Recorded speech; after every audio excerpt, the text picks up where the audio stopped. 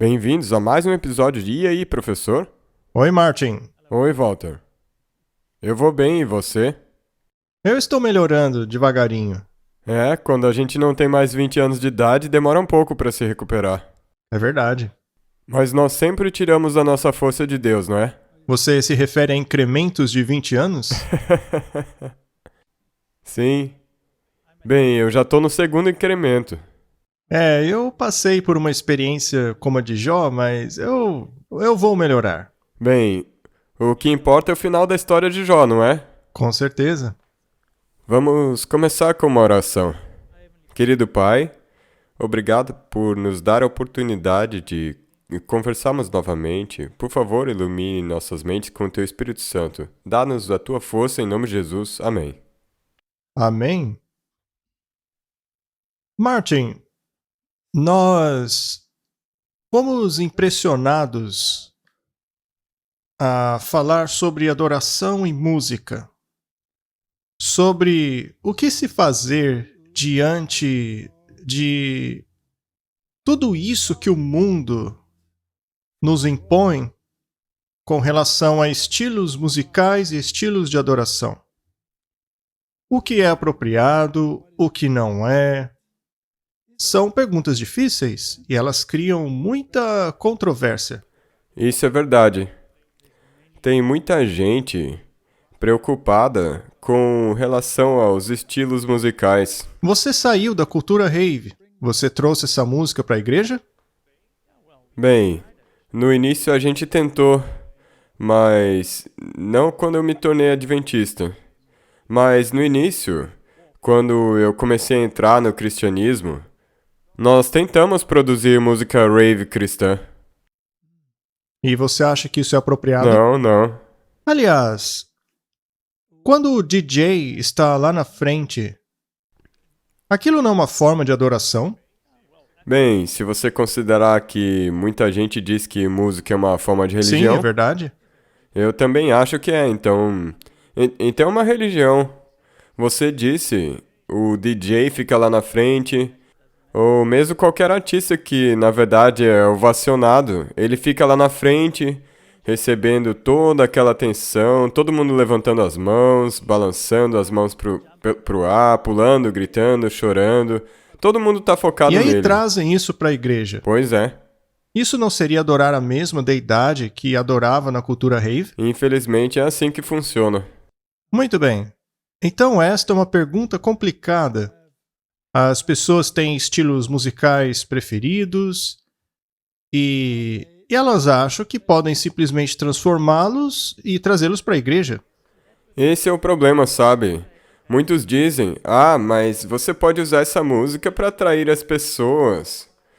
Mas se eu decido voltar para a música rave, para alcançar as pessoas de lá, será que ia funcionar? Eu duvido, Martin. Eu duvido. Você tem que sair desse sistema, deixá-lo para trás. E você tem que reaprender o que significa servir um Deus santo e exaltado. A música deve se parecer tanto quanto possível à música do céu, à dos corais celestiais. E a pergunta, naturalmente, é: como se parecem os corais celestiais? Será que o coral lá do céu canta rock cristão? Não depois dos estudos que eu fiz. Hoje eu sei do que se trata Deus. Independentemente do gênero que você está acostumado ou que gosta, existem certas mudanças que devem ocorrer. Deve haver uma reprogramação. Agora, o problema é que muitos de nós tentam reter as pessoas na igreja, transformando os nossos templos em algo parecido com o que há lá fora, para adaptá-las a esse ambiente cultural. Mas se analisarmos os resultados disso, vemos que essas igrejas se tornaram Dominicais. igrejas dominicais. Exatamente. Por exemplo, você deve se lembrar daquele One Project. O Projeto 1, eu acho que ainda funciona. Muitas igrejas que aderiram a esse projeto foram embora. Elas saíram, porque o estilo te leva de volta para sua cultura original, que, segundo eles, não é tão restritiva assim, é mais solta. Então, como funciona essa questão de mudança? Eu sou uma geração mais velha que a sua, não é? Eu cresci na época dos Beatles e Rolling Stones. E, aliás, alguns desses tiozões aí ainda estão cantando. Pois E é. não mudaram o teor de sua música. Mas é interessante que você tenha mencionado isso, porque, na verdade, de acordo com a imagem aí de fora, uma se opõe à Sim. outra.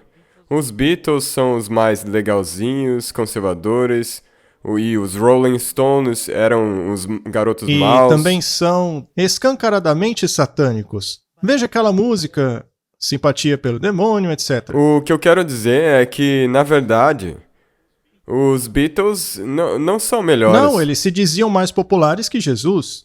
E olha para as coisas que eles implementaram, como, por exemplo, o misticismo oriental. Sim. Agora, eu nunca fui muito fã dessas coisas.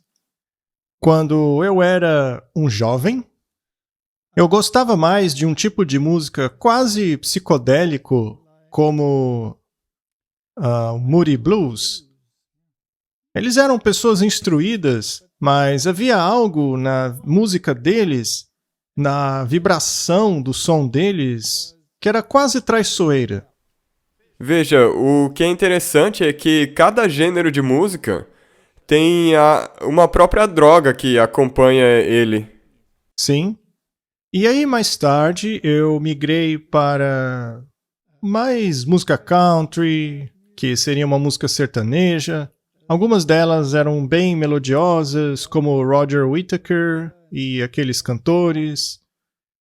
Mas a pergunta é, por que você gosta disso? Será que são apropriadas para a igreja? Pergunta difícil. Como é a música do céu? Olha, você pode ter um vislumbre, se for a sua Bíblia, e ver os tipos de instrumentos criados para a adoração de Deus. Quais instrumentos eram aceitáveis e quais não eram? Na primeira tentativa de Davi de trazer a arca de volta, ele cometeu alguns erros que foram muito custosos. Ele então fez as correções e trouxe cantores treinados. E esses cantores não foram poucos. Havia vozes masculinas, femininas, e era tudo feito com muita harmonia. A harmonia é uma coisa muito importante na música. Ela toca ao nível intelectual. Você tem a melodia, o ritmo e a harmonia. E deve haver uma certa mescla entre esses elementos para que sejam apropriados a um Deus santo. Deus quer que sejamos santos. Então, vamos dar uma olhada nesse assunto. O episódio de hoje se chama Está Bem com a Minha Alma, que é o nome de um hino do nosso hinário americano. Vamos dar uma olhada, então, nesse assunto. Há uma carta de 1850 no Espírito de Profecia que diz assim: vi que precisamos sempre crescer e manter a ascendência acima dos poderes das trevas. Eu vi que cantar para a glória de Deus muitas vezes expulsava o inimigo, e gritar o faria recuar e nos daria a vitória. O que seria esse gritar? Seria fazer uma barulheira? Ou seria um grito santo, uma música com um crescendo? Com certeza, isso. Eu não acho que seja aqueles gritos que costumam dar na música rock. A Bíblia fala frequentemente sobre gritar. Em outras palavras, é cantar com toda a sua capacidade. É isso que quer dizer. Muito bem. Quando você grita, você não ergue a voz? Sim. Então, quando você canta, chamando isso de gritar, não é erguer a voz? Mas não fazer um som gutural, mas sim harmonioso e melodioso, não é? Muito bem. Cantar pode expulsar o inimigo. Ou seja, quanto mais encrencado você estiver, mas você deve cantar com gosto. É basicamente isso que quer dizer. Não é balbuciar. Vi que havia pouca glorificação de Deus em Israel e muito pouca simplicidade infantil. Esses 2 pontos são muito importantes. Sim, nós já falamos sobre esse tema. Temos que glorificar a Deus, ou seja, não pode ser centrado no próprio eu, tampouco centrado no mundo, mas centrado em Deus. E você tem a questão da simplicidade infantil. Ou seja, baseado nos princípios básicos que agradam o ouvido. Não é? Sim. Perguntei ao anjo por que não havia mais poder em Israel. Ele disse: vocês abandonam muito rápido as promessas de Deus. Insistam com suas petições diante do trono e apeguem-se com fé. Se o canto é uma forma de oração, se cantar é uma forma de adoração, ela não contém petições? E seria essa música um mantra repetitivo ou uma petição? Uma petição. Assim que se passa a ser um mantra repetitivo, aí acaba perdendo a influência. E, segundo a própria Bíblia, nesse caso, somos como os pagãos. Creiam que receberão as coisas que pedem, e vocês as terão. Se uma canção é uma oração, então também é um pedido. Pode ser uma glorificação, pode ser ações de graça, pode ser tudo isso, mas também uma súplica. A barulheira perturba os sentidos e perverte aquilo que, se conduzido da maneira correta, seria uma bênção. Portanto, o gritar santificado, ou seja, quando cantamos com gosto, pode ser confundido com a barulheira? Não. Não. Não deveria. Não. Então, gritar de forma que você acabe ficando rouco por causa da maneira ríspida como usa sua voz, isso não é apropriado. Os poderes de agentes satânicos se mesclam à barulheira para que haja um carnaval, e isso é chamado de obra do Espírito Santo. Nós não vemos isso em grande escala nas culturas rave, em concertos de rock Agora você tem um problema. e nas igrejas. Exatamente. O problema é que, porque você está tão acostumado com essas músicas seculares, uma vez que você vai para a igreja, é muito fácil querer trazer o que está de fora para dentro. E então aquilo não acaba te chocando Não, mais. porque você se acostuma. Portanto, essa é a dificuldade da coisa. Nós temos que mudar. Temos que entrar em harmonia com o que Deus quer.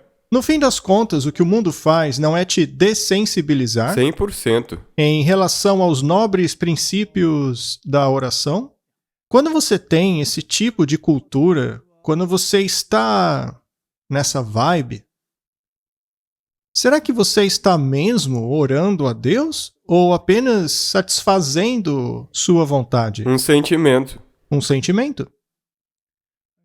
Aquilo que aconteceu no passado também vai acontecer no futuro. Satanás usará a música como uma armadilha pela maneira como ela será utilizada. Não podemos dar espaço a exercícios estranhos que roubam as nossas mentes das impressões do Santo Espírito. A obra de Deus é sempre caracterizada pela calma e dignidade. Ou seja, pular, gritar, gesticular, isso seria calma e dignidade? Não. Não. Mas aí você tem um problema. O que dizer a respeito da dança que era feita para o Senhor? Mas isso sempre ocorria num cenário de guerra, quando o povo saía para enfrentar um exército? Temos que analisar o contexto, não é? Correto? E quando voltavam para o templo, ali era adoração e a dança não era incluída. Temos aqui mais uma citação de Martinho Lutero. Ele tinha coisas interessantes a dizer. Ele era muito envolvido com música. Ele escreveu hinos maravilhosos. Não vejo valor em doidos que desprezam a música, porque ela é um dom de Deus. A música expulsa o diabo e torna as pessoas alegres. Elas esquecem a ira, a imoralidade, a arrogância e coisas do tipo. Depois da teologia, eu dou à música o lugar mais exaltado e honrado. Será então que a música expulsa demônios? Sim. Tá, mas e se a música for igual à da cultura rave ou dos shows de rock? Nesse caso, os demônios não se sentem confortáveis? Sim. Infelizmente, mas é assim. Muito bem. Mais uma citação de Lutero. A coisa que mais irrita o diabo é ensinarmos, pregarmos, cantarmos e falarmos de Jesus. Não está em harmonia com o que lemos no Espírito de Profecia? Com certeza. É por isso que eu gosto muito quando, com vozes claras, seria essa uma voz alta? Essa é uma alta voz, mas não choca os sentidos. Exatamente. Continuando, quando com claras vozes nós cantamos na igreja Et homos factus est verbum caro factum est. O diabo simplesmente não pode resistir a essas palavras e ele foge, porque ele sente o que está contido nelas. Oh, quão bom seria se encontrássemos alegria nessas palavras, como o diabo fica aterrorizado por elas. E qual é o significado daquelas palavras? O que significa et homos factus est verbum caro factum est? Significa ele tornou-se homem, a palavra tornou-se carne. Portanto, é uma letra cristocêntrica. Quando algo é cristocêntrico e não autocêntrico, o diabo não aguenta. Ele não aguenta. Porque Cristo e o diabo são inimigos um do outro. Aonde Cristo for adorado, Satanás simplesmente não pode estar. Ele acaba fugindo. Ele foge. Portanto, é muito importante discernirmos um ato de adoração que não é genérico. É verdade. A adoração é muito específica. Ok? Mas o mundo condena as palavras e obras de Deus, porque estas são entregues de uma maneira clara e simples. Mas a pessoa temente a Deus não é ofendida por elas, pois as consideram como um tesouro celestial e eterno e compreendem a riqueza que há nelas, uma preciosidade e glória que faz com que os anjos se deleitem nelas. Os anjos estão envolvidos quando cantamos? Com certeza. Quando cantamos a respeito de Jesus? Sim. Quando cantamos sobre salvação? Sim. Quando honramos o Criador? Quando honramos como legislador? Quando obedecemos? Será que os anjos gostam? Claro. Eles obedecem? Com certeza. E isso me faz lembrar do nascimento de Jesus. Os anjos cantaram para os pastores. Sim, e o que eles cantaram? Glória a Deus nas alturas, não é mesmo? Porque é exatamente o que diz ali. Exato.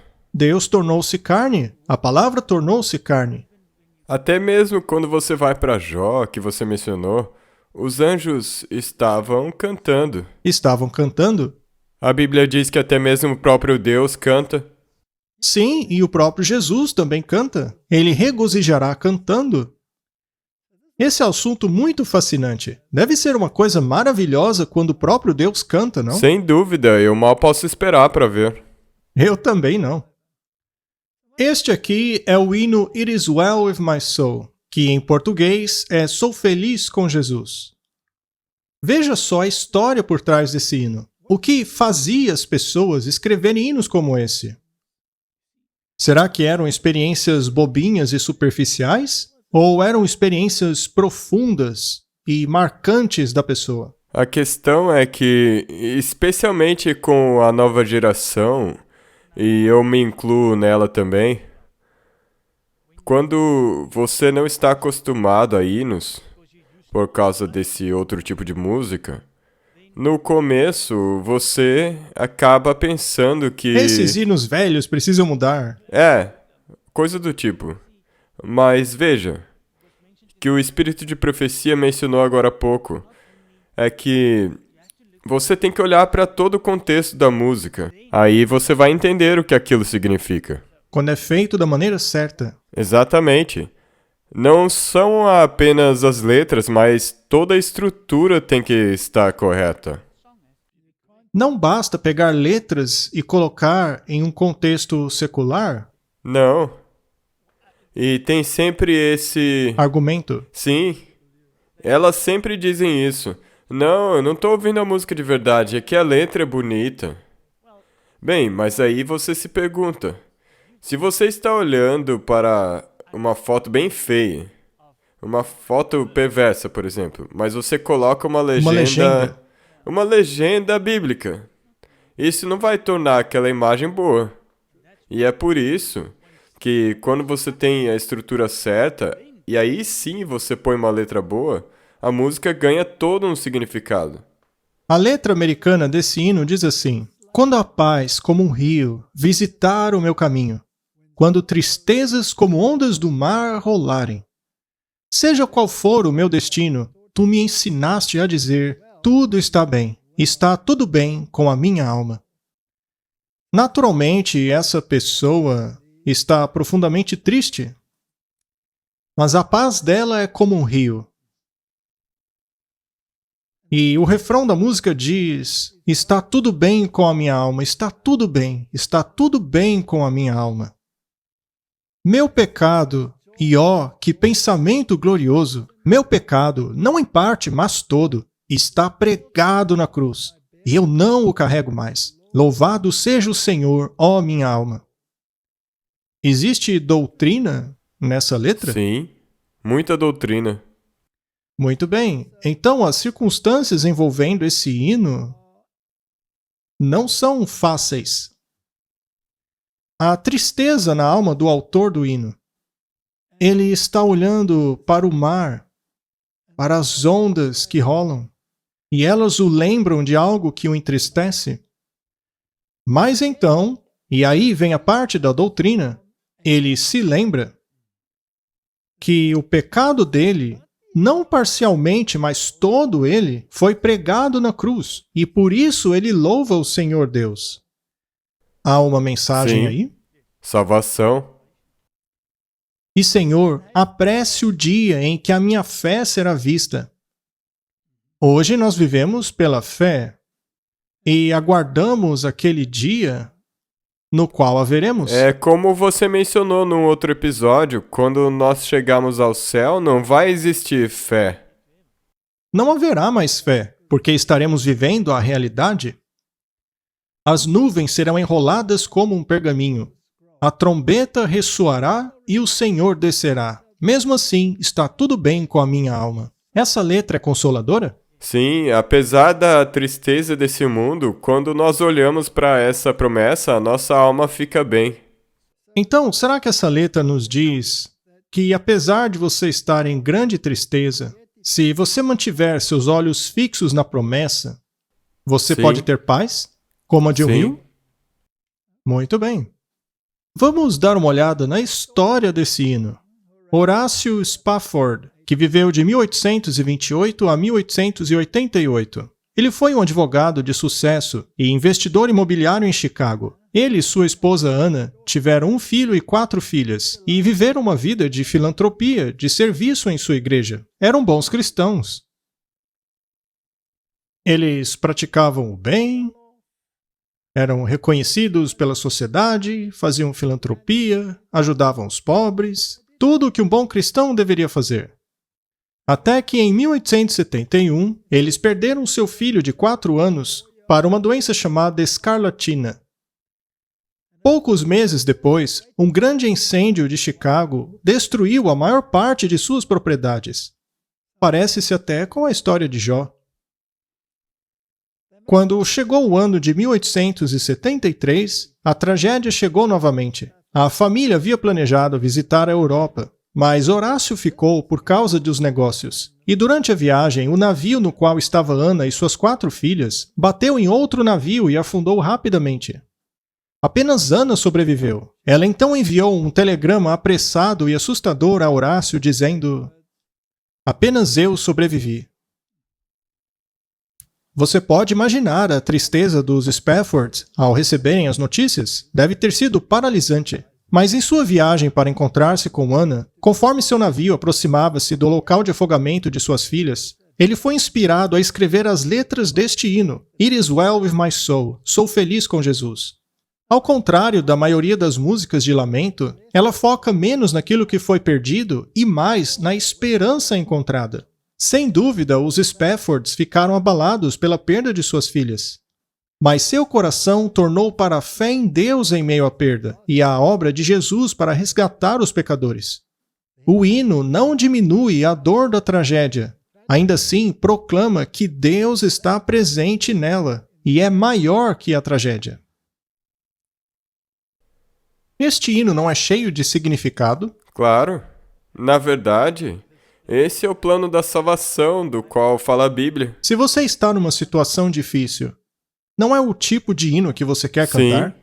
Até mesmo quando estiver tudo bem, nós deveríamos cantar esse hino. Exatamente. Vamos ler Mateus capítulo 8, verso 23. E entrando ele no barco, seus discípulos o seguiram. E eis que no mar se levantou uma tempestade tão grande que o barco era coberto pelas ondas. Ele, porém, estava dormindo. Seria Jesus um senhor ausente? Puxa vida. Sim, é o que pensam. E seus discípulos, aproximando-se, o despertaram, dizendo: Senhor, salva-nos, porque perecemos. No outro evangelho diz: Você não se importa? E ele lhes disse: Por que temeis, homens de pouca fé? Então, levantando-se, repreendeu os ventos e o mar, e seguiu-se uma grande bonança. Paz como um rio. É isso aí. Aquela tempestade violenta. Primeira tempestade, depois a reação. E qual foi ela? Buscar Jesus. Então, Martin, quando nós adoramos em meio às tempestades da vida. E qual é a solução? Jesus. Buscar Jesus, não é? Muito bem. E aqueles homens se maravilharam, dizendo: Que homem é este que até os ventos e o mar lhe obedecem? Mais uma vez eles estavam olhando para o físico e perderam a mensagem espiritual. Como nós ganhamos experiência espiritual? Pela calamidade. Infelizmente, a Bíblia está cheia desses exemplos. E temos que aprender com esses exemplos. Até mesmo o espírito de profecia está cheio. Leia Testemunhos, volume 1. Testemunhos para a Igreja. É realmente incrível. Ou você faz o papel da mulher de Jó, amaldiçoa Deus e morre. Ou você diz, ainda que ele me mate, nele confiarei. Tem que ser um dos dois. E daí você canta Está tudo bem com a minha alma. Exato. Na primeira estrofe, tem a questão da tempestade. E segundo a história que lemos na Bíblia, foi a tempestade que os conectou a Cristo. Sem ele, a tempestade tira a nossa paz. Sem ele, a gente já era. A tempestade precisa nos conectar a Cristo. Já a segunda estrofe menciona o plano da salvação. Todos os meus pecados. A condição para o perdão, os passos à salvação, é o reconhecimento, arrependimento, crer e transformação. Você concorda? Com certeza. E se você pula esses passos, aí não é arrependimento. Qualquer tipo de adoração a Deus deve sair de um coração cheio de gratidão. Como você pode adorar Deus se não está grato? Sim, ou você adora por medo. Não dá. É como a minha madrasta ateia costumava dizer: Por que eu vou orar? Eu trabalhei para comprar essa comida. Eu então perguntei a ela: Mas foi você que criou a comida? Então você tem que reconhecer, tem que se arrepender, acreditar e ser transformado. Sem transformação é tudo inútil. Tem que ter um resultado. Tem que ter um resultado. Não pode ser apenas uma rotina diária, como ler um jornal. Não. Aqueles que esperam até serem mais dignos do favor divino, antes de se aventurarem a aclamar as promessas de Deus, estão cometendo um erro fatal. Somente Jesus pode nos purificar do pecado. Somente Ele pode perdoar nossas transgressões. Ele ouve e responde às orações daqueles que vão a Ele em fé. Muitos têm uma ideia vaga de que precisam fazer algum esforço maravilhoso para assim ganhar o favor de Deus. Muitos dizem que ainda não estão prontos para irem a Deus, porque não se consertaram ainda. É o que eles dizem, não é? Sim. Mas a autodependência é vã. É apenas pelo conectar-se a Jesus por meio da fé que o pecador torna-se um crente filho de Deus. Martin, se nós não temos esses elementos em nossa adoração, o que inclui a música, então é uma adoração vã. E Deus não gosta de nada vão. Não, porque é uma experiência religiosa centrada em Cristo. Bem, nós também temos a questão da justificação lá, não é? Meu pecado, não apenas em parte, mas no todo, foi pregado na cruz. Então temos a justificação. Ensinamos que o homem não pode se justificar diante de Deus por sua própria força, méritos ou obra, mas são justificados gratuitamente por meio da fé em Cristo, quando creem que foram aceitos e que seus pecados foram perdoados por causa de Cristo, cuja morte pagou pelos nossos pecados. Deus considera essa fé como justiça diante dele. Mencionando Romanos 3 e 4. Você concorda? Eu concordo com isso aí. E de onde foi retirada essa citação? Da Confissão de Augsburg. E quem escreveu a Confissão de Augsburg? Foi Melanchthon. Foi ele que escreveu. Eles tinham uma compreensão muito profunda da justificação. E, segundo o espírito de profecia, eles tinham a compreensão perfeita da justificação. Então, é bom ler isso. Vamos ler novamente. Nós ensinamos que os homens não podem ser justificados diante de Deus por sua própria força, méritos ou obra, mas que são justificados gratuitamente por meio de Cristo pela fé, quando acreditam que foram aceitos e que seus pecados foram perdoados por meio de Cristo, por cuja morte sua dívida foi paga. Deus considera essa fé como justiça diante de si. Mencionando Romanos 3 e 4. A Igreja Católica nega isso? Sim, eles chamam isso de anátema. Então, por conta da doutrina da justificação, a sua fé fica firme ou cai? E qualquer pessoa que não receba a justificação não pode estar adorando ao mesmo Deus. Não dá, porque um diz que é pela fé e outro diz que é pelas obras. Exato. O artigo 2 sobre o arrependimento. O arrependimento consiste de duas partes. Uma é a contrição, que é o terror abatendo a consciência pelo conhecimento do pecado. A outra é fé, que nasce a partir do evangelho ou absolvição, que acredita que por meio de Cristo os pecados são perdoados. Isso conforta a consciência e a livra do terror. Como resultado disso, vêm as boas obras, que são os frutos do arrependimento. Você concorda? 100%. As obras são o resultado do arrependimento. Primeiro um, depois o outro. Depois o outro. Não dá para inverter. Não. Se você inverter... Você nega Cristo. Exato. Você nega a cruz. Você nega o sangue.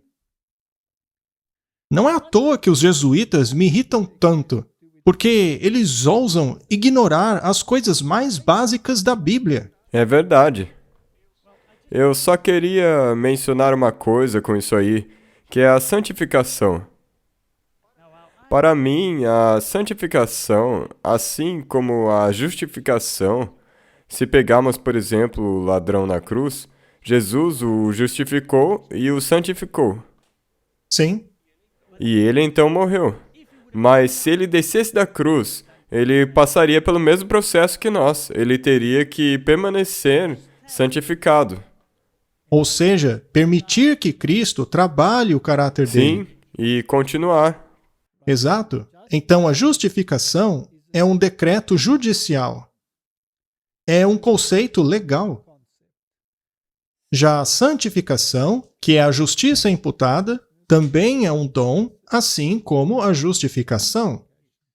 Não é algo que você faz por si mesmo. Você permite que Cristo o transforme. Sim, temos que permanecer nesse processo. Temos que ser trabalhados por Jesus constantemente.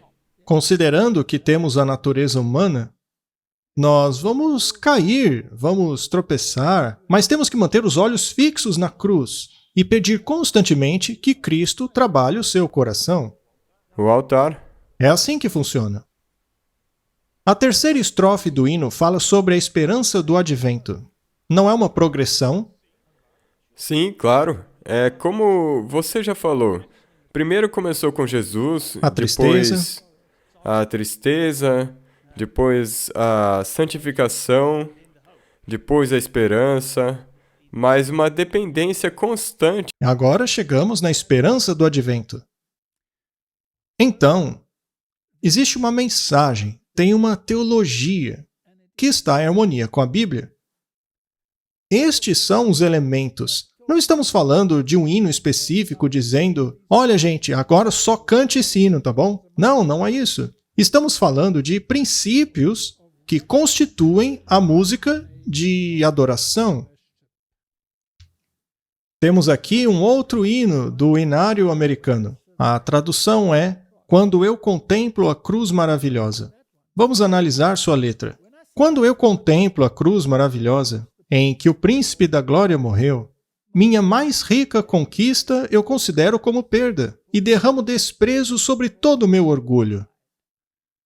Veja a teologia dessa estrofe, Martin. Não é profunda? Sim, O que é que ela faz com a glória do homem? Joga na terra, não é? O espírito de profecia diz que a justificação joga a glória do homem na terra. E temos isso aqui. Nossa glória é jogada no pó. Derramo desprezo sobre todo o meu orgulho. Que Deus me proíba de me orgulhar, a não ser pela morte de Cristo, o meu Deus. Todas as coisas vãs que mais me encantam, eu as sacrifico através do seu sangue. Isso não revela um desejo de abandonar as coisas do mundo? tudo. Tudo, sem nos apegarmos a nada. Muito bem. Martin, você pode cantar isso somente por cantar. Lá, lá, lá, lá, lá. Mas você pode cantar participando da mensagem. Isso não muda algo em você? Com certeza, e isso nós gostaríamos de implorar com que as pessoas fizessem. Isso aconteceu comigo e com a minha esposa, uma vez que começamos a cantar e realmente a internalizar essa doutrina dos hinos que cantamos. Paulo diz, quando eu faço essas coisas, eu as faço pelo Espírito, com o coração, mas também com a mente. As duas coisas estão conectadas. Não podemos desconectá-las, porque daí os sentimentos começam a ganhar. Aqui, porém, somos mantidos dentro da estrutura. Veja, de sua cabeça, suas mãos e pés, tristeza e amor fluem misturados. Que poético, não? Será que já houve um amor e uma tristeza assim? Uma coroa tão rica compostas de espinhos? Profundo, não? Martin, se perdemos essa profundidade, se passarmos a cantar apenas coisas extremamente simples, que nos façam cantar só no automático, que não fazem a mente pensar. É verdade. E esse é o problema, porque a gente quer simplesmente sentar lá, aproveitar e nem pensar. Se você não pensa no que canta, você está numa sessão de relaxamento, como se fosse uma musiquinha de acampamento. Eu não estou dizendo que isso seja errado, mas no que se refere à adoração verdadeira, E com relação à verdadeira adoração, você não quer ter coisas profundas para cantar a respeito? sim, eu penso dessa maneira. Se todo o reino da natureza fosse meu, Esta seria uma oferta muito pequena. O amor tão surpreendente e divino exige a minha alma, minha vida, tudo o que tenho. Você está disposto a cantar assim? Sim, eu quero. Essa é uma decisão tremenda. É sim, uma vez que se decide, não há volta. Muito bem. Esse hino é baseado em Gálatas 6,14. Deus proíba que eu me orgulhe, a não ser pela cruz de nosso Senhor Jesus Cristo. O prolífico Charles Wesley escreveu mais de 6.000 hinos, e é dito que ele trocaria todos os seus hinos por apenas este, e derramar desprezo sobre todo o meu orgulho. É interessante, não? É isso que deveríamos sentir. No que se baseia o hino? Doutrina? Sim, acabar com seu orgulho. Exato.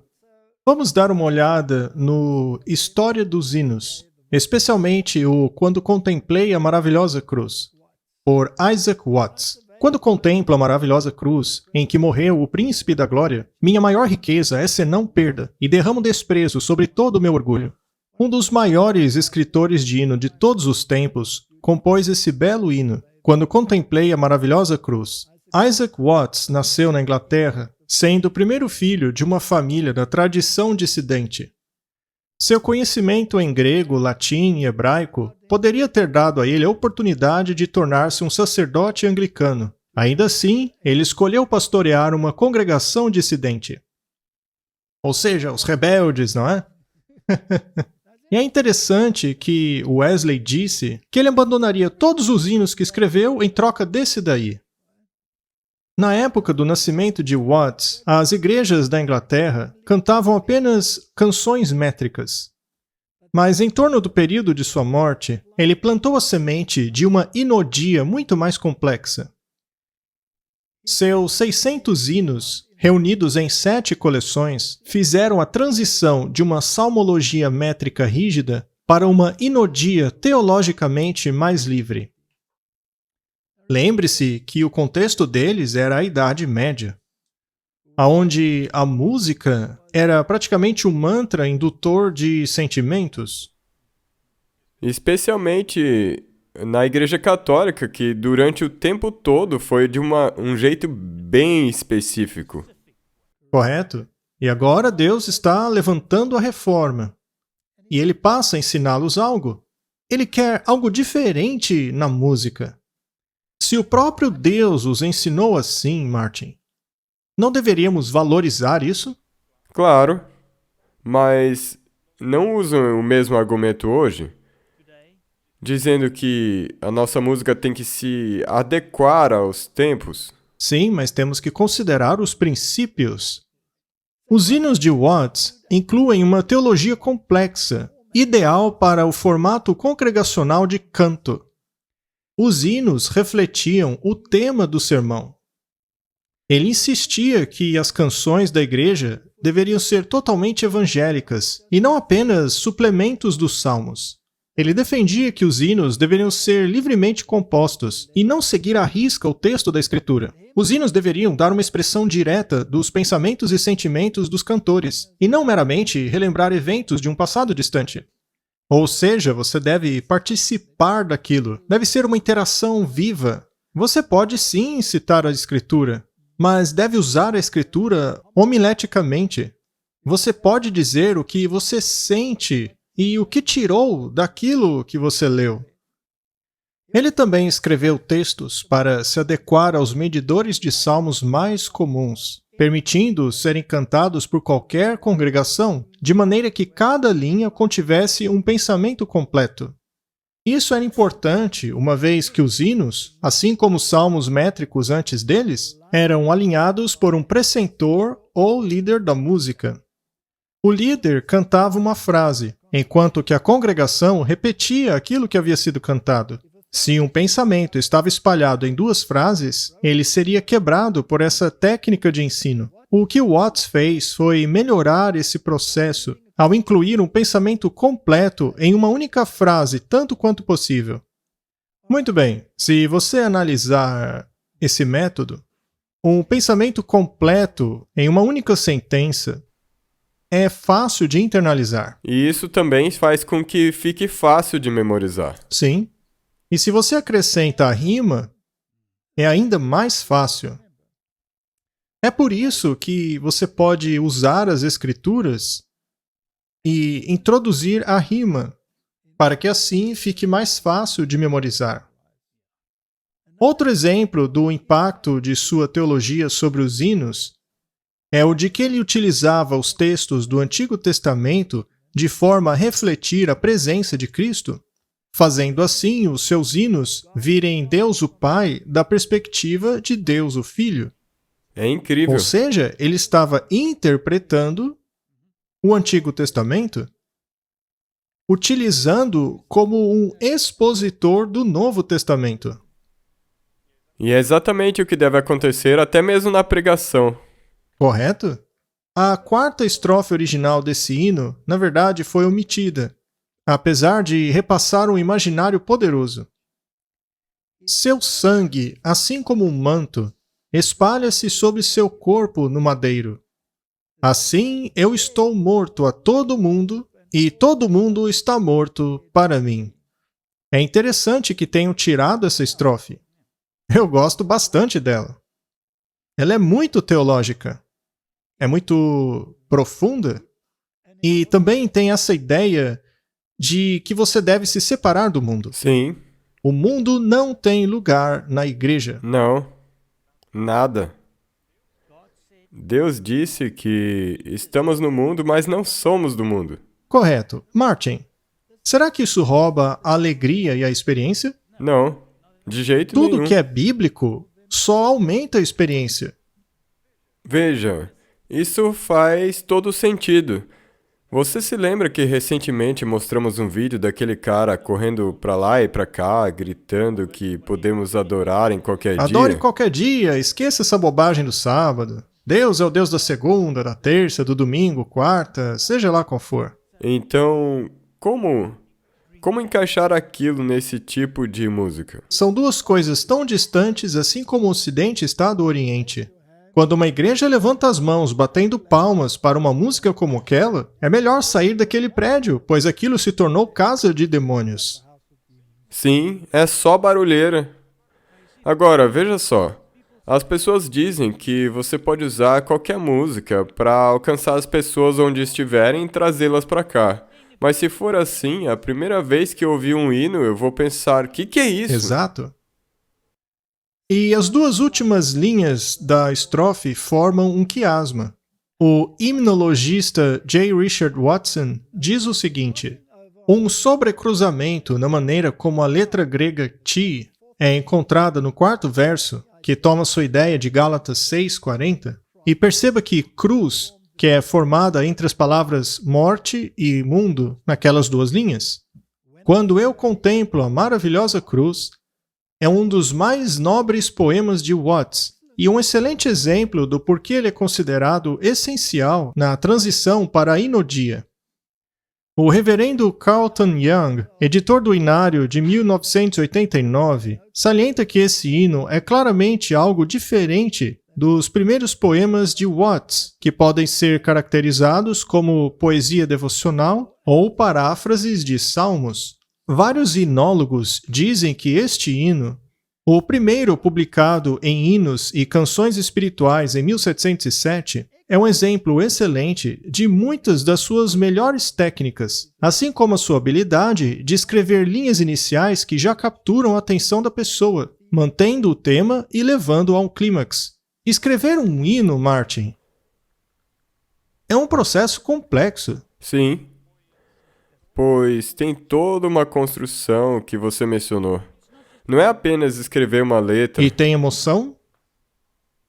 Tem sentimento? Sim, Tem doutrina? sim. Doutrina, sem É dúvida. cristocêntrica? Sim, Fala sobre a salvação? sim, Sobre questões da salvação? sim. E a estrutura dele tem um ritmo, tem a melodia, tem a harmonia. Está tudo lá. O Inário da Igreja Metodista Unida é dividido em duas melodias diferentes. A primeira, de Lowell Mason, foi escrita em 1824 essa melodia originou-se do canto gregoriano, presumidamente do Benedictus. É isso que acontecia na Idade Média, durante o tempo da Igreja medieval, não é? Foi primeiramente publicado na terceira edição da coleção de música de igreja da Sociedade Handel e Haydn de Boston. A segunda melodia, Rockingham, composta pelo inglês Edward Miller em 1790, sendo primeiramente combinada ao texto no Hinos Antigos e Modernos de 1861. Este hino é especialmente poderoso, pois inclui muitas ferramentas poéticas. Por exemplo, oxímoros são encontrados 2 vezes na primeira estrofe. Minha maior riqueza eu conto como perda. E isto é um oxímoro? Pois como sua perda pode ser um ganho? E derramo desprezo sobre todo o meu orgulho. Isso também é uma contradição. Então, temos uma técnica aqui. E a terceira estrofe contém um paradoxo, no Coroas de Espinhos. E existem 2 perguntas retóricas na segunda metade dessa estrofe. Teriam sobre ela o amor e a tristeza se encontrado? Ou espinhos tornado a coroa tão valiosa? E a música termina com um clímax. Isso exige a minha alma, minha vida, meu tudo.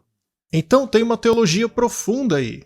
Também existe oxímoros, 2 contradições que se tornam uma realidade. Fé é a substância daquilo que se espera, a evidência daquilo que não se vê. Isso é um oxímoro? Sim, é um paradoxo. É um paradoxo muito bíblico.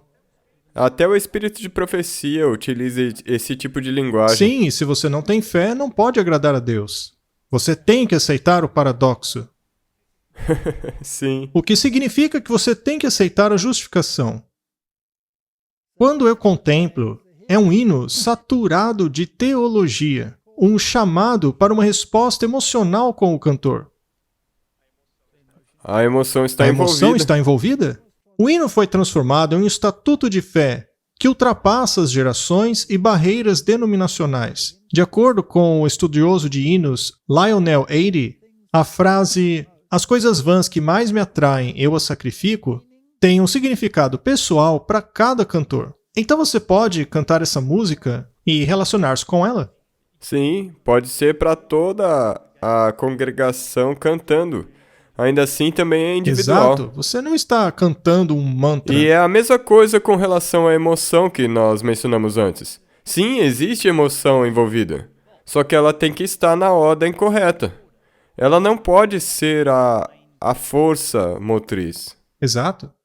É uma coisa que exige ou ação ou renúncia. Os 3 penhores no clímax do hino, minha alma, minha vida, meu tudo, eram sacrifícios requeridos apenas daqueles que tinham feito os votos monásticos. Agora é exigido de você, esses votos monásticos, naturalmente, eram feitos sobre um princípio errado, porque eram associados à automutilação. Sim, e novamente, isso aí é egoísmo. A automutilação não nega a cruz? Sim. Com certeza.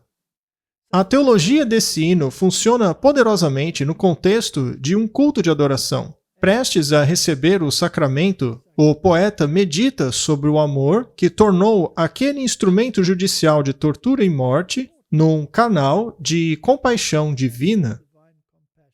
Esse hino é uma verdadeira obra-prima que revela a genialidade de um homem e de sua influência em milhões de cantores ao longo dos séculos. Segundo o Dr. Young, esse hino construiu uma ponte entre a salmologia e a hinodia e liberou a igreja para criar um corpo vivo de Cristo nas músicas.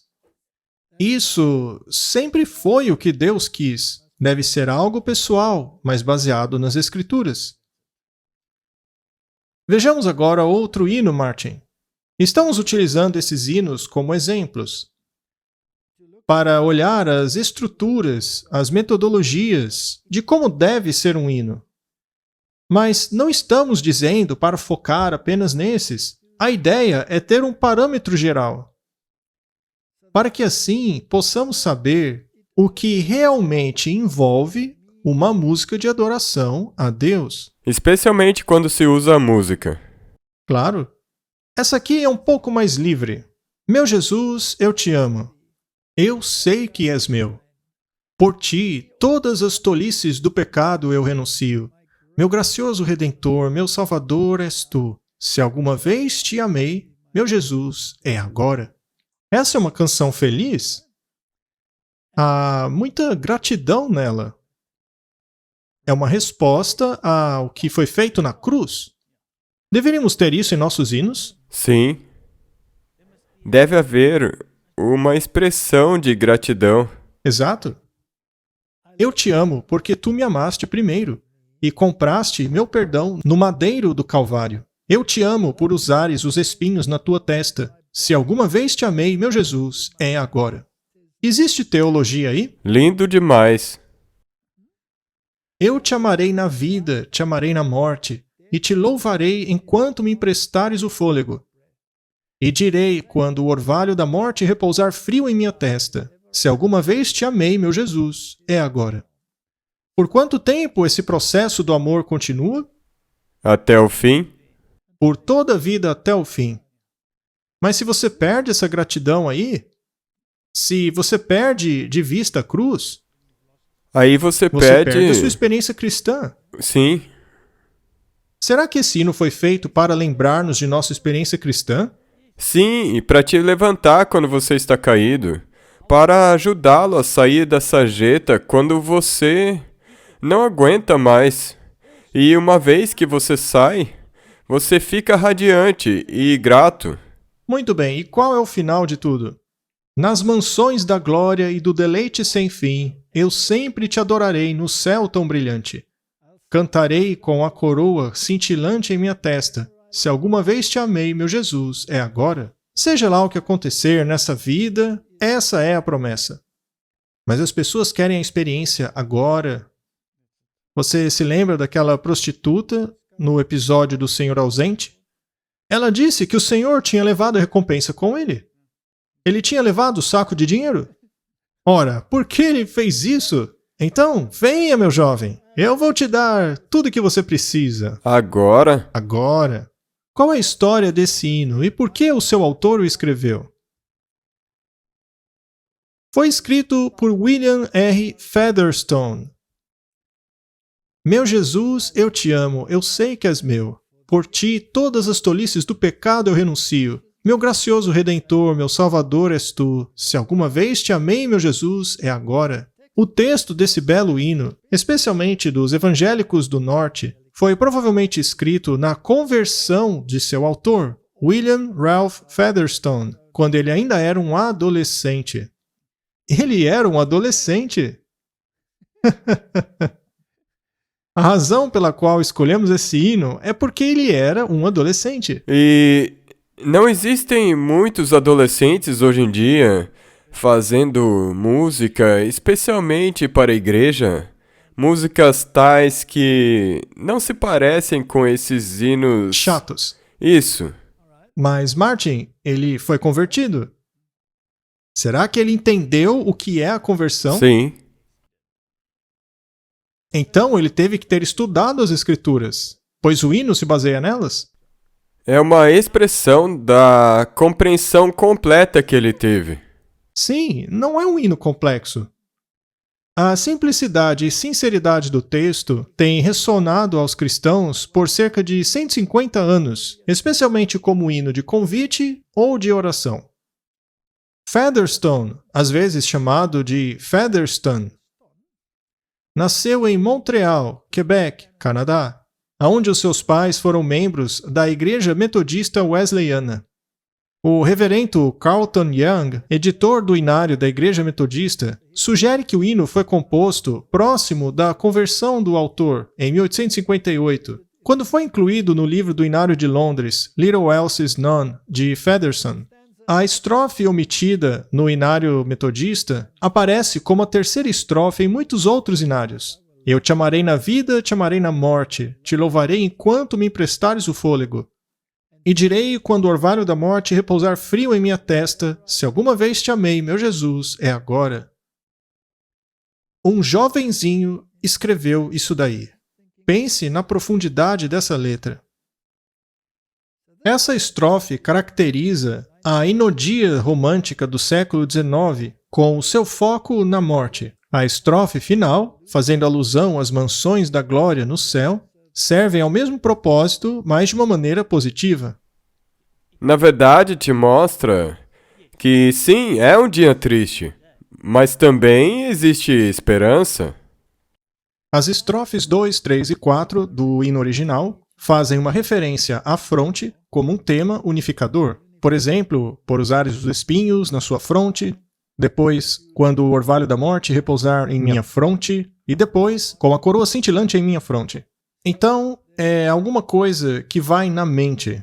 É legal porque ele está repetindo, mas não sendo repetitivo. Bem observado, Martin. O outro tema unificador é a frase final de cada estrofe. Se alguma vez te amei, meu Jesus, é agora. Assim fica claro que o amor do cantor a Cristo permeia todo o hino. Se todas as 4 estrofes originais fossem incluídas, as palavras amor e amado aparecem 10 vezes. Interessante, não? Sim, Outras expressões de afeição incluem gracioso Redentor, eu te adoro. Assim como muitos hinos dessa época, este expressa a devoção total a Cristo em uma linguagem íntima. Será que deveríamos fazer o mesmo hoje? sim, com certeza. Mas não pode ser superficial, porque tem que vir do coração, tem que brotar do coração. Sim. Muito bem. Este era um hino mais simplista. Mas, ainda assim, tem todos os critérios daquilo que significa servir a Cristo. E não é interessante que crianças e adolescentes tenham escrito esses belos hinos?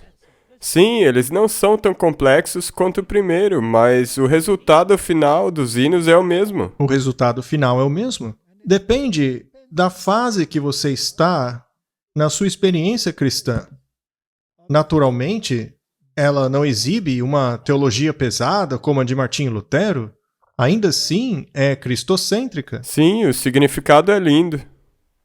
Um dos meus hinos favoritos, Martin, um dos meus favoritos é o And Can It Be? Eu gosto muito desse hino porque ele é muito rico em teologia. Ele aborda toda a essência das Escrituras em relação à divindade de Cristo. Não como sendo um ser gerado, como ensina o catolicismo, mas como sendo um com o Pai desde o início. Sim, não um ser criado. Exato. E ele foi escrito por Wesley, como veremos. Se observarmos as palavras desse hino e a sua melodia, veremos que ele fica na cabeça. Você pode cantá-lo de uma maneira estereotipada ou pode cantar com gosto. Eu sempre me lembro de Tiago White, que pegava sua Bíblia. Devo pegar a Não, minha? você não precisa. Eu não vou abrir a minha. Eu já estava empolgado. E quando a congregação cantava, como se estivesse num funeral. Aliás, eu já estive em muitas igrejas em que a hora do louvor parece mais com um funeral. Mas ele dizia, vamos lá, gente! E ele fazia o povo cantar com gosto. Ele acabava com o funeral. Então, você pode cantar isso com vontade também. E aí você tem aquele crescendo, sabe? Sim, é isso aí. Todo hino que a gente canta tem que ser com vontade. Ainda que seja oração, cante com sentimento. Isso dá todo o sentido ao hino. Martin, por que você não lê o hino? Por que só eu? É o seu hino favorito, mas eu posso ler com certeza. E será que eu posso alcançar um vínculo com o sangue do Salvador? Ele morreu por mim, que causei a sua dor. Por mim, que busquei a sua morte com ardor. Que amor maravilhoso! Como é que pode ser que tu, meu Deus, tenhas morrido por me querer? Essa é uma teologia maravilhosa, não? Sim, Você tem aí o sangue do Salvador, que morreu por você. Tudo aquilo que o catolicismo nega, não é? Também menciona que nós causamos essa dor nele, e sendo assim, porque ele morreu por nós, que causamos isso nele. Você e eu somos tão responsáveis pela morte de Jesus quanto os fariseus daquela época. Que amor maravilhoso! Como pode ser, meu Deus, que tu morreste por mim? Tem gente que não gosta disso. Tem muita gente que não gosta de cantar isso. Eu canto mesmo. E quando eu canto alto. Sim, como falamos no início. Sim, eu não fico balbuciando. Blá, blá, blá, blá, blá. Eu canto alto mesmo, porque eu acredito nisso. E eu quero que cada pessoa no planeta, seja muçulmano, hindu, seja católico, eu quero que todos saibam que eu creio nisso. E é por isso que eu canto alto. Amém. Amém.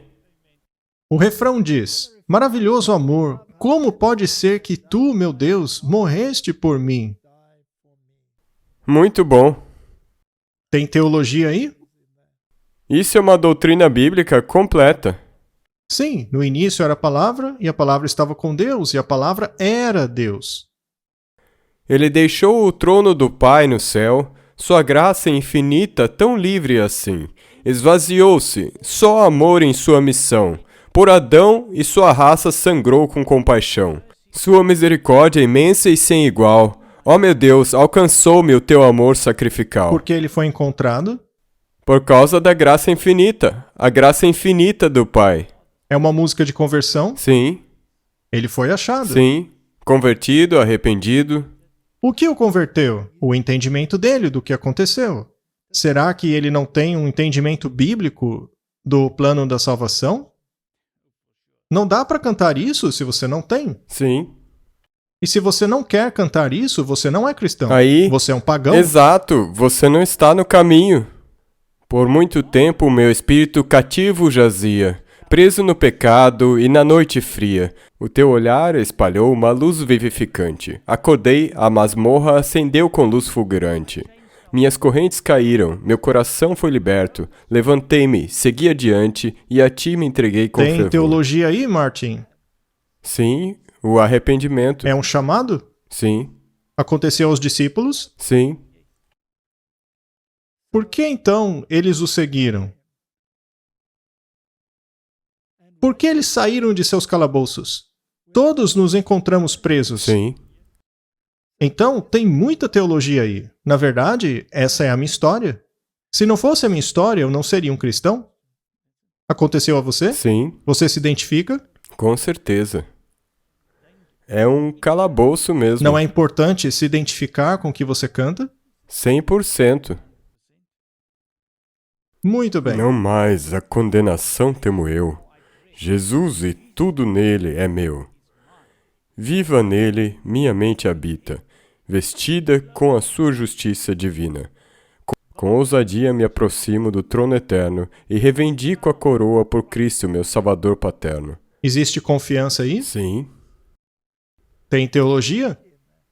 a promessa que Jesus nos deu, é abraçada nesse Tem hino. justificação pela fé aí? Sim, Martin, somente um cristão verdadeiro pode cantar isso aí. sem dúvida. E se não podem, não são cristãos, mas hipócritas. Sim, tem que acreditar nessa letra aí. A letra original continha outro verso. Esse daqui é como o primeiro. Mas leia para nós aqui, Que Martin. mistério é esse? O imortal perecer. Quem pode seus desígnios compreender? Em vão tenta o primeiro serafim sondar as profundezas deste amor divino sem par. Que tal misericórdia seja por todos adorada e pelas mentes angélicas jamais questionada. Eles deixaram isso de fora nos inários modernos. Porque é um pouco complexo.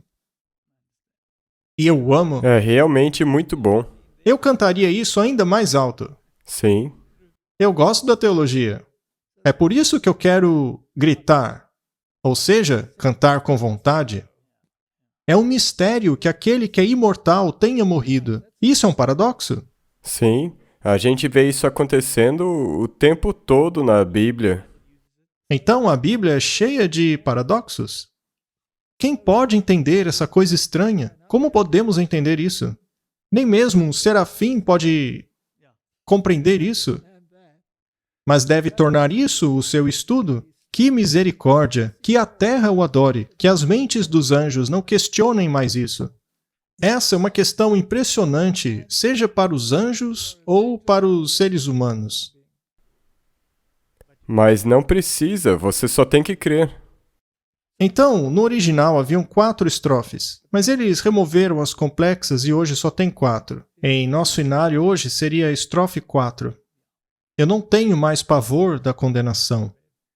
Portanto, é um belo hino teológico. E o refrão é: como pode Deus morrer por mim? Eu acho que isso é algo que deveríamos cantar bem alto. Martin, você acha que uma letra como essa irrita o diabo? É como disse Martin Luther, ele sai correndo em disparada. Deve irritar ele de um jeito indescritível. Só isso me faz querer cantar. Eu concordo 100% com você. Qual é a história desse hino? Nós não vamos lê-lo novamente. Vamos para a história. O hino And Can It Be That I Should Gain é talvez um dos mais felizes hinos escritos por Charles Wesley. No dia de Pentecoste, 3 dias antes de seu irmão John ter experimentado seu coração estranhamente aquecido, John estava convalescendo na casa de John Bray, um mecânico pobre, quando ouviu uma voz dizendo: "Em nome de Jesus de Nazaré, levanta e creia, e serás curado de todas as suas enfermidades." A voz era parecida com a irmã de Mr. Bray, que sentiu-se compelida a dizer essas palavras em um sonho. Histórias interessantes? Então, esses hinos não apareceram do nada em um dia. O que eu vou escrever hoje? Não. Não foi assim. Havia uma questão emocional envolvida. E normalmente eles provavelmente estudaram algo que... Sim. E, aliás, como se faz um sermão? Se aquilo é um peso para você, se você pensa, puxa vida, eu tenho que escrever mais um sermão, talvez você precise tirar férias. Sim, se você está nessa situação e você é um evangelista e prega a palavra e você está... então, tire umas férias. Sim, e se você continua a ler a sua Bíblia e o espírito de profecia, você vai ter sermões infinitos para pregar. O escritor de hinos anglicano Timothy Dudley diz que aconteceu o seguinte: Charles saiu da cama e abriu sua Bíblia no livro de Salmos.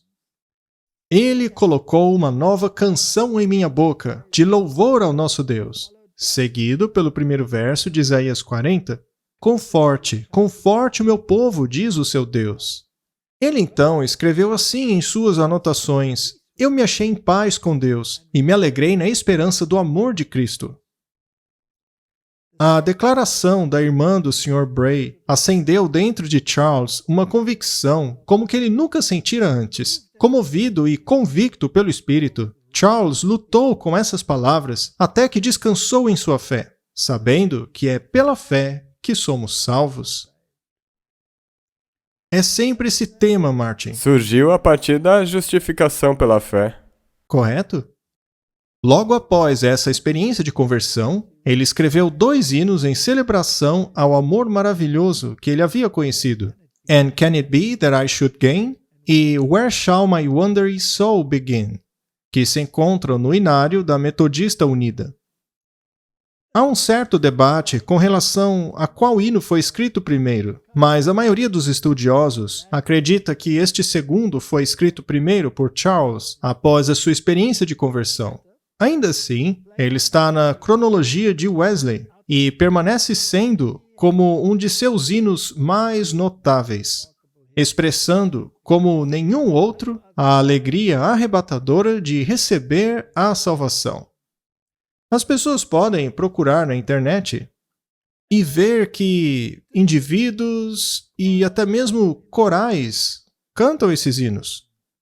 Eles podem ouvir ao patos e a energia que sai desses hinos e internalizar as palavras e constatar se isso te exalta ou se parece com um mantra. Sim.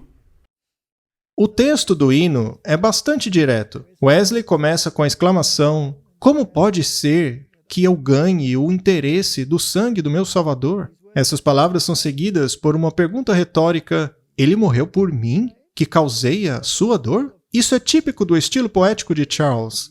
O imaginário que ele usa para cada estrofe é comovente, especialmente no caso da quarta estrofe, uma referência à milagrosa libertação da prisão de Pedro e Paulo, como descrito em Atos capítulos 12 e 16. A primeira estrofe expressa maravilhamento ao ato redentivo de Deus e sua oferta de graça gratuita a todos, apesar de termos causado essa dor a ele. Esse maravilhamento é mais à frente enfatizado pela frase repetida "por mim" nas linhas 3 e 4. A segunda estrofe continua com esse sentido de maravilhamento, com a primeira frase "esse mistério que o imortal morre". Aqui, Charles captura o paradoxo desse mistério, a morte redentiva e a ressurreição de Cristo, dizendo que até mesmo o chefe dos anjos não pode compreender a profundidade do amor divino. E na estrofe 3, ele fala sobre a encarnação, ecoando Filipenses 2, 6 a 8, nas linhas 3 e 4, que dizem: "Esvaziou-se de tudo, menos do amor, e sangrou pela impotente raça de Adão." Já a estrofe 4 compara a nova liberdade da humanidade com a milagrosa libertação de Pedro da prisão. Então, Wesley pega emprestado uma frase de uma história popular romântica fictícia de seus dias, chamada Heloísa a Abelardo, por Alexander Pope, que diz: "Teus olhos difundiram um raio vivificador, para simbolizar o poder e amor de Deus em descer para salvar os cativos." Na estrofe número 5, Wesley fala a respeito da justificação que hoje temos em Cristo e de nossa futura glorificação na vida por vir. Na primeira linha, que diz: "Não tenho mais pavor da condenação", é uma alusão a Romanos 8:1, que diz: "Portanto, agora não há condenação para aqueles que estão em Cristo Jesus." E aí, tem teologia nisso? Sim. Foi a experiência de conversão dele. Martin, que conhecimento esse pessoal tinha no momento da conversão deles? É fantástico, não é? Não é? Toda essa teologia já estava ali. Ele simplesmente se converteu. Que música entra no seu coração e sua mente quando você se converte? Bem, ela contém remorso, gratidão e alegria. Existem hinos que se sobressaem, com os quais você se identifica mais. Sim, é verdade. E será diferente para cada um, não é? Para mim, por exemplo, eu gostava daquela "Ó glorioso amor, nas trevas Jesus me encontrou." Correto? Martin, quando eu era um ateu e descobri que o que Cristo fez por mim, um hino com o qual eu me identificava era o "Como é doce crer em Jesus, aceitar a tua palavra", que aliás eu nunca tinha feito antes. E esse hino teve um impacto muito grande em mim. É por isso que eu utilizei muito naquela série Ataque Total. Muitos dizem que aquela série não é cristocêntrica, ou pelo menos não cristocêntrica o suficiente, porque ela foca muito naqueles assuntos do que está de errado no mundo, etc. Ora, por que eu escolheria esse hino se ela não fosse cristocêntrica? Quando o lixo finalmente vai embora, o que resta é Cristo. Exato. E se você... Isso é para te mostrar todos esses enganos que te afastam de Cristo. Então é cristocêntrica, porque tudo isso, como você disse, é para tirar a cortina de fumaça e te levar onde ele Exatamente. Como é doce crer em Jesus. Então, Martin, existem certos hinos que tocam na gente, mas eles precisam ter essa profundidade teológica neles. O hino apareceu primeiro no Inário de John Wesley, de 1739, Hinos e Poemas Sacros. Desde a sua primeira publicação, ele foi incluído nos hinos metodistas, assim como nos hinos de muitas outras denominações protestantes. É como se os metodistas levaram a questão do hino a um patamar superior. Ele escreveu 6.000 hinos. E o adventismo tem muitas raízes no metodismo. Porque o metodismo, pela primeira vez, salientava a santificação. Não podemos ficar apenas na justificação, porque sem santificação ninguém verá a Deus. Ou seja, se não permitirmos que Cristo nos transforme E ficar firme. nós não teremos a vida eterna. Precisamos ser transformados. Muito bem. Com exceção da omissão por parte de John da quinta estrofe original, o hino permanece como na sua forma original. A estrofe retirada fala da certeza pessoal da salvação. Talvez Wesley a tirou por causa de seu caráter extremamente pessoal e contribuição relativamente pequena ao tema geral e estrutura do hino. Seu caráter pessoal pode ser mais apropriado em alguns cenários evangélicos, tem pouca relevância na comunidade de adoração em geral. Bem, se é o caso ou não, tudo bem, mas eu gosto da quinta estrofe. Martin, por acaso você acha que, de maneira geral, os nossos hinos acabaram perdendo a importância? Sabe onde eu vejo isso? Quando eu entro numa igreja e vejo todo mundo cantando. As pessoas, na verdade, não estão gostando daquilo. Mas se você for a uma igreja que cante os mesmos hinos, mas com alegria e gratidão, é outra coisa. Totalmente diferente. Tudo depende do estado de mente e do coração. E hinos não são chatos. O problema é que as pessoas tornam o hino chato. Você está corretíssimo. Vamos terminar com uma citação do Espírito de Profecia. A arte da melodia sagrada foi diligentemente cultivada na escola dos profetas. Nenhuma valsa frívola era ouvida, nenhuma música irreverente que pudesse tirar a atenção do homem de Deus, mas salmos sagrados e solenes de exaltação ao Criador, exaltação ao seu nome e menção de suas maravilhosas obras. A música era feita para servir um sagrado propósito, para exaltar os pensamentos àquilo que é puro, nobre e elevado, para despertar a alma à devoção e gratidão a Deus. Martin, essa é a questão. Devemos voltar para essa forma de adoração. Devemos estudar por que estamos cantando o que estamos cantando, o que significa o que estamos cantando, como isso aplica-se a nós pessoalmente. Quando fizermos isso, não vamos mais murmurar. E o que acontece quando você entra numa igreja e antes do sermão e tudo mais, é cantado um hino de adoração e todo mundo canta com gosto? O culto inteiro acaba seguindo aquele ânimo inicial. Correto? A música é parte da adoração de Deus nas cortes celestiais. E devemos nos esforçar em nossas canções de louvor, nos aproximarmos tanto quanto possível da harmonia dos corais celestes. O treinamento apropriado da voz é importante na educação e não deve ser negligenciado. Cantar como parte do culto religioso é tanto um ato de adoração como é a oração. O coração deve sentir o espírito da canção para dar a ela correta expressão. Martin, essa é a base do significado da música de adoração. Se redescobrirmos isso, que diferença vai fazer? Bem, nos últimos 7 anos, toda essa questão de música realmente transformou a minha vida.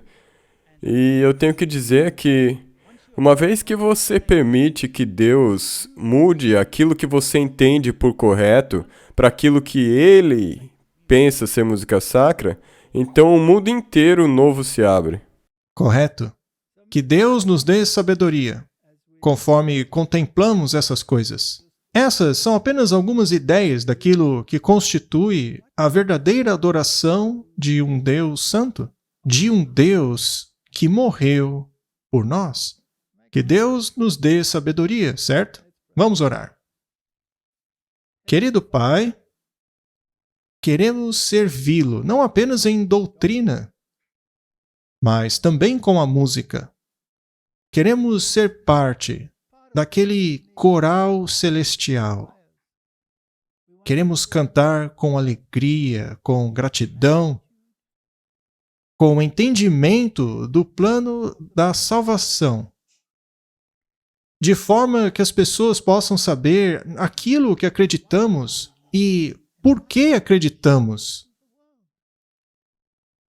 Dá-nos uma nova experiência, que o verdadeiro Espírito Santo nos reavive para aquilo que perdemos. É minha oração em nome do Senhor Jesus. Amém. Amém.